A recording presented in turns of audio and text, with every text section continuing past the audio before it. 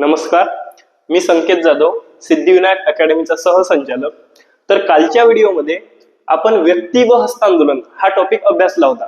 यामध्ये आपल्याला व्यक्तींची संख्या दिली होती आणि एकूण हस्तांदोलनांची संख्या विचारली होती.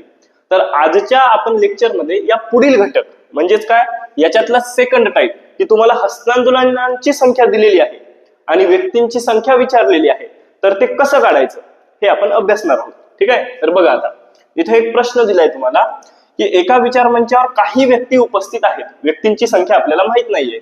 जर प्रत्येकाने प्रत्येकाशी एक वेळा हस्तांदोलन केले तर एकूण 15 हस्तांदोलने होतात. हस्तांदोलनांची संख्या आपल्याला दिली आहे 15. तर विचार मंचावर एकूण किती व्यक्ती असतील?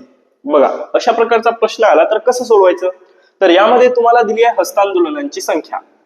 तर बघा, पहिली स्टेप काय करायची, जी हस्तांदोलनांची संख्या दिली आहे त्यांना 2 ने गुणायचं. म्हणजे इथं हस्तांदोलनांची संख्या किती आहे? 15. मग 15 गुणिले 2 जर आपण केलं तर किती होतात? 15 दुणे होतात 30. ठीक आहे. मग काय करायचं, 30च्या पुढील ठीक आहे, याच्या पुढील पूर्ण वर्ग संख्या बघायची. तर 30च्या नंतरची पूर्ण वर्ग संख्या कुठली असते? 36. ठीक आहे. मग जी पुढील पूर्ण वर्ग संख्या आहे हिचं वर्गमूळ घ्यायचं. 36चं वर्गमूळ किती असते? 6. तर हीच असणार आहे तुमची एकूण व्यक्तींची संख्या. काय केलं आपण? सुरुवातीला जेवढे हस्तांदोलनांची संख्या होती त्यांना 200 गुणलं, 200 गुणाकार केला, 15 दुणे 30 झाले. त्यानंतर जे उत्तर आलंय त्या पुढील पूर्ण वर्ग संख्या बघायची, त्याच्यापेक्षा मोठी लगेच समोरची. तर 30च्या समोरची पूर्ण वर्ग संख्या आहे 36. मग तिचं वर्गमूळ घ्यायचं आणि ही वर्गमूळ म्हणजेच आपली व्यक्तींची संख्या असणार आहे. त्यानंतर दुसरा प्रश्न आहे की एका विचार मंचावर काही व्यक्ती उपस्थित आहेत.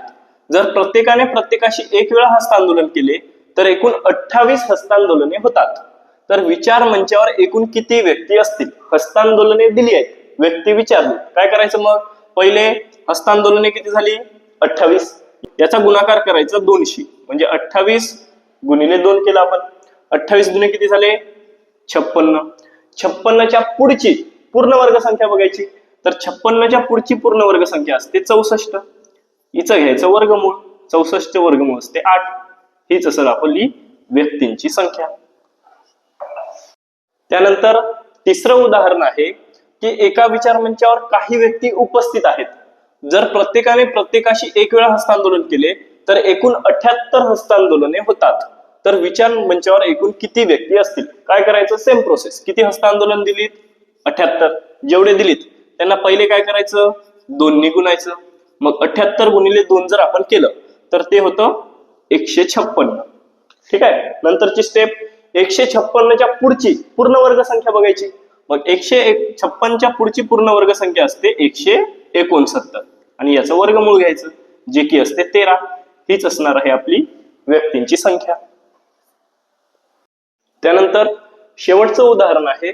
आता यामध्ये व्यक्ती व हस्तांदोलन नसून खेळाडू व सामने आहेत. आपल्याला सामने दिलेले आहेत आणि खेळाडूंची संख्या विचारलेली आहे. यामध्ये पण सेम तसंच करायचं. क्वेश्चन काय म्हणतो?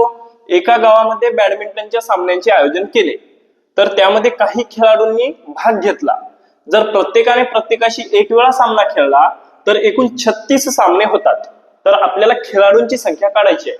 सामन्यांची संख्या दिली, खेळाडूंची संख्या काढायची. सेम तोच फॉर्म्युला जो आपण आत्ताच हस्तांदोलनांवरून व्यक्ती काढले होते. काय करायचं? सर्वात प्रथम आपल्याला सामने दिले 36, याचा गुणाकार करायचा 200. 36 गुणिले 2. तर 36 गुणिले 2 केलं तर किती येतं? 72. त्यानंतर काय बघायचं? या 72च्या नंतरची पूर्ण वर्ग संख्या काय असते? तर 81 असते आणि या 81चं वर्गमूळ जे की असते 9. तर हेच असणार आहे आपलं खेळाडूंची संख्या 9. तर अशा प्रकारे आपण व्यक्तीची संख्या दिली असताना हस्तांदोलनांची संख्या काढू शकतो किंवा खेळाडूंची संख्या दिली असताना सामने काढू शकतो. तसंच या उलट हस्तांदोलनांची संख्या दिली असताना व्यक्तींची संख्या व सामन्यांची संख्या दिली असताना खेळाडूंची संख्या आपण काढू शकतो.